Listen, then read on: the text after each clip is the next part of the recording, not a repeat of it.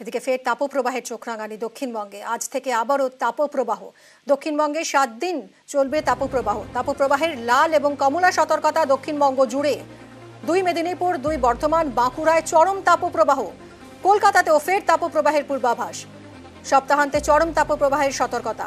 বিশ্বজিৎ আমাদের প্রতিনিধি রয়েছেন, আরো জানবো বিশ্বজিতের থেকে। বিশ্বজিৎ, আবহাওয়া দফতর ঠিক কি জানাচ্ছে? এই যে আবার তাপপ্রবাহ শুরু হবে, কতদিন চলবে?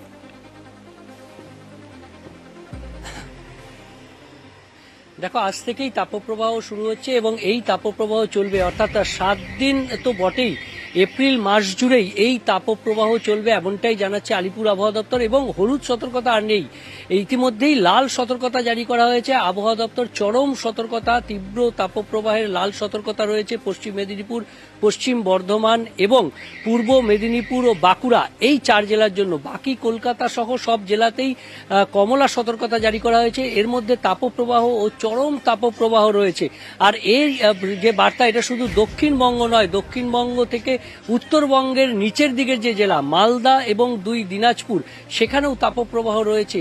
মালদা এবং দক্ষিণ দিনাজপুর, সেখানে কমলা সতর্কতা জারি করা হয়েছে এবং উত্তর দিনাজপুর, সেখানেও হলুদ সতর্কতা জারি করা হয়েছে। অর্থাৎ সারা দক্ষিণবঙ্গ জুড়ে তাপপ্রবাহ, সেখানে কমলা সতর্কতা জারি করা হয়েছে, লাল সতর্কতা জারি করা হয়েছে, হলুদ সতর্কতা নেই।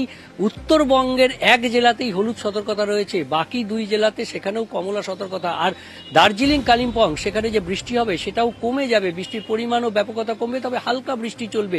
কিন্তু দক্ষিণবঙ্গে কবে বৃষ্টি হবে, কবে স্বস্তি আসবে, এর কোনো দিশা দেখাতে পারছে না আবহাওয়া দপ্তর। কারণ এপ্রিল মাসে কোনো বৃষ্টির সম্ভাবনা আর নেই, তাপপ্রবাহ কমারও কোনো সম্ভাবনা নেই, এমনটাই জানাচ্ছে আলিপুর আবহাওয়া দপ্তর। নিমি, অনেক ধন্যবাদ বিশ্বজিৎ।